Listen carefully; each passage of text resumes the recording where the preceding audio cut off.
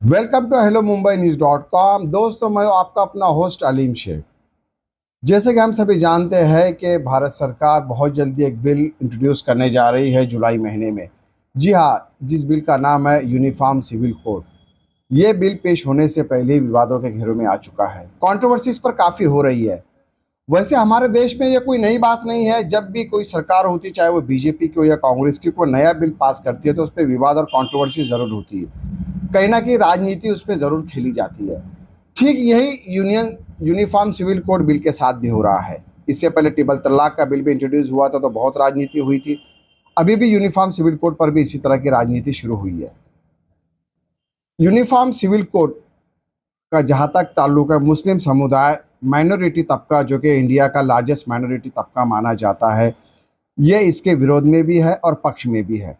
मुस्लिम समाज की इसमें डिफरेंस व्यू है। मुस्लिम पर्सनल लॉ बोर्ड है जो कि इसमें एक अहम भूमिका निभा रहा है। मुस्लिम पर्सनल लॉ बोर्ड ने अभी तक अपनी भूमिका इस पर अधिकृत तौर पे जाहिर नहीं की कि इसका स्टैंड क्या है।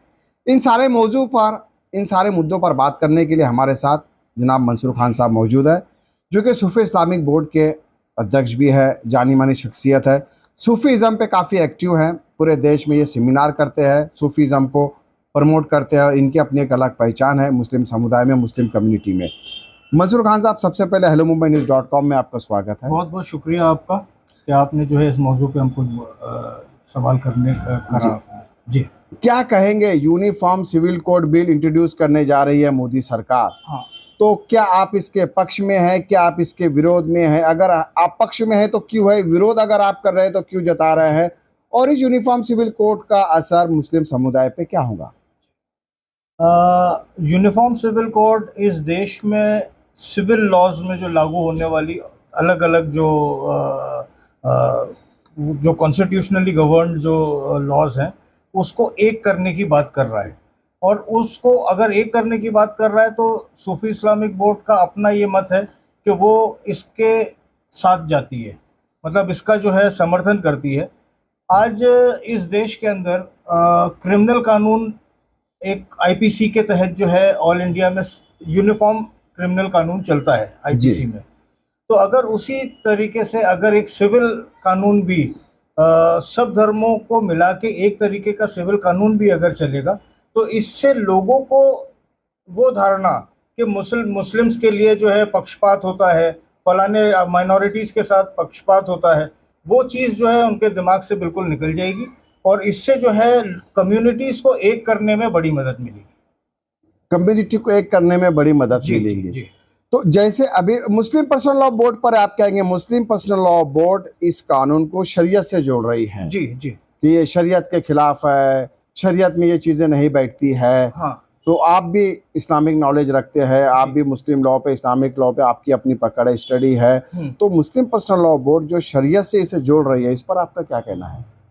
देखिए, इसमें ऐसा है कि आज मुस्लिम पर्सनल लॉ बोर्ड का गठन ही शाहबानो केस में हुआ था, जबकि सूडो सेक्युलर्स जो ताकतें थीं उन्होंने जो है ना आरिफ मोहम्मद खान साहब जो उस टाइम पे इस चीज़ का विरोध कर चुके थे ट्रिपल तलाक का, उसके बाद इन्होंने जो है थोप दिया मुस्लिम पर्सनल लॉ बोर्ड की तरफ से। गवर्नमेंट ने इसको बिल को जो है वो शाहबानो केस में लाके इनको जो है प्रमोट कर दिया था।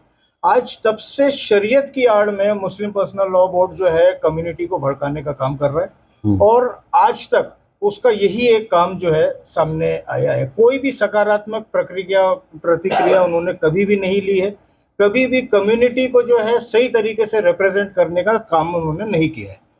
आज ट्रिपल तलाक के बिल पास हो जाने के टाइम पे भी इन्होंने वही शरीयत के खिलाफ मस्जिदों से ऐलान कराना कि हमारी शरीयत में इन्फ्रिंजमेंट हो रहा है, ये है वो है। भाई, शरीयत में कैसा इन्फ्रिंजमेंट है? अगर आज यूनिफॉर्म सिविल कोड लागू हो जाएगा तो क्या मुसलमान शरीयत को फॉलो करना बंद कर देगा?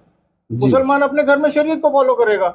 जो सिख होगा वो अपने घर में सिखिज्म फॉलो करेगा। जो उनके भी तो पर्सनल लॉज हैं, वो भी तो इन्फ्रिंज हो रहे हैं।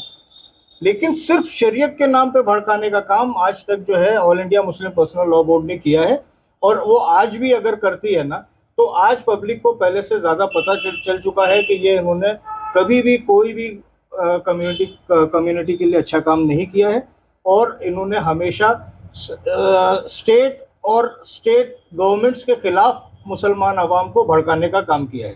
तो आप ये मानते हैं कि यूनिफॉर्म सिविल कोड अगर आता है तो मुस्लिम समुदाय, मुस्लिम कम्युनिटी जो इंडिया की है वो उसका वेलकम करने जा रही है, हाँ, और all India personal law board ये भड़का रही है जी, इसको डाइवर्ट कर रही है, तो आप शरीयत के नाम पे, शरीयत के नाम पे, जी, हाँ। तो ये क्या किसी के इशारे पे कर रही है? क्योंकि कुछ राजनीतिक दल ऐसे हैं जो इसका विरोध कर रहे हैं, जिसमें समाजवादी, हाँ, एक फ्रंटियर पार्टी अखिलेश यादव ने कहा कि हम इसका विरोध करेंगे। जी।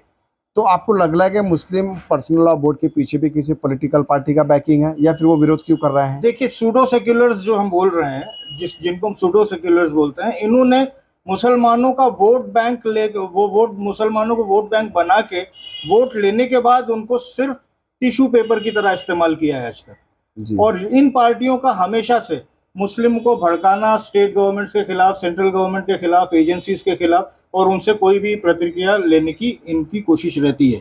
आज इस बिल में भी जो है ना, वही लोग जिन्होंने मुसलमान वोट बैंक को टिश्यू पेपर की तरह इस्तेमाल किया है, वो फिर शरीयत के नाम पे आके पब्लिक को भड़काएंगी।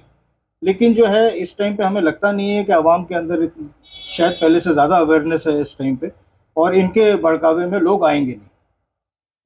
तो आप मानते हैं कि 20 जुलाई को जो बिल इंट्रोड्यूस होने जा रहा है, कैबिनेट में पास होने जा रहा है, तो पूरी जो मुस्लिम जनता है हमारे देश की, 20 करोड़ की अधिक आबादी है, वो इसका समर्थन करेंगी, इसे वेलकम करेंगी? एब्सोल्युटली वेलकम करना चाहिए, क्योंकि जो है, अगर कोई ये बोल रहा है कि आपकी शरीयत को जो है नुकसान हो जाएगा इस बिल से, तो शरीयत कोई सिविल लॉ है ही नहीं। शरीयत हमारे घर के, हमारी कम्युनिटी के अंदर का कानून है, और उस कम्युनिटी के अंदर के कानून को फॉलो करने से आपको कौन रोकेगा? तब भी भाई, आप अपनी कम्युनिटी के लेवल तक तो आप उसको फॉलो करेंगे, लेकिन जहाँ पे सिविल लॉज होंगे, वहां पे जो है एक सिविल लॉ होगा, तो जो है आपके नाम पे जो लोगों को भड़काया जाता है और कम्युनिटीज को बोला जाता है कि मुस्लिम अपीजमेंट हो रहा है, तो उससे शायद हमारी कम्युनिटी को निजात मिल जाएगी। आरिफ खान साहब जो केरला के गवर्नर है, आज उनका बयान आया है कि उन्होंने भी आरोप लगाया all India Muslim personal law पे, ये अपने आप को खुदा ना समझे, ये इनके बनाए हुए कानून है, और ये शरीयत को इससे ना जोड़े। एब्सोल्युटली, हाँ, सही कहा है उन्होंने। देखिए, उनका, आरिफ मोहम्मद खान साहब जो है ना, वो शख्सियत है जिन्होंने शाबानो केस के टाइम पे कांग्रेस छोड़ी ही इस वजह से थी, क्योंकि इनके बनाए हुए उस टाइम के जो है मसौदे पे कांग्रेस ने इनको जो है कांग्रेस से बाहर निकाल दिया था, और इनकी आवाज को दबाने के लिए all India Muslim personal law board जैसा एक भ्रम फैलाने वाली बॉडी गठन कर दी, और उसके ऊपर हाथ रख के इन्होंने आज तक लोगों को बरगलाया है। आखिर एक सवाल कि मुस्लिम कम्युनिटी से आप किस तरह की अपील करना चाहेंगे यूनिफॉर्म सिविल कोड को लेकर? हमारी मुस्लिम कम्युनिटी से यही अपील है कि किसी के भी बहकावे में, बरगलाने में ना आए। अब हो सकता है कि अगर all India Muslim personal law board ये सब चलाएगी तो मस्जिदों से ऐलान करे जाएं या कहीं से भी करे जाएं, तो उनको जो है ये समझना चाहिए कि शरीयत का इससे कोई लेना देना नहीं है। उनकी शरीयत सेफ है, सेफ थी और सेफ रहेगी। ये जो सिविल, जैसे आईपीसी की धारा देश में एक ही तरीके से फॉलो होती है, और किसी भी क्रिमिनल कोर्ट में किसी की पर्सनल लॉ के हिसाब से फैसला नहीं होता है, उसी तरीके से इस बिल के आने के बाद में भी सिविल केसेस में एक यूनिफॉर्म कोड रहेगा, और इससे शरीयत का कोई इन्फ्रिंजमेंट नहीं होगा। बिल्कुल, देखिए, मंसूर खान साहब जो कि सूफी इस्लामिक बोर्ड के अध्यक्ष, उन्होंने एक अहम बात कही है। बिल्कुल उन्होंने क्लियर किया है कि शरीयत को इस कानून से ना जोड़े। साथ ही उन्होंने वार्निंग भी दी, राजनीतिक पार्टियों पर भी आरोप लगाया है कि वो मुस्लिम मुद्दों के नाम पे राजनीति ना करे। यूनिफॉर्म सिविल कोड कहीं ना कहीं इसका कोई नेगेटिव इम्पैक्ट मुस्लिम समाज पे नहीं है।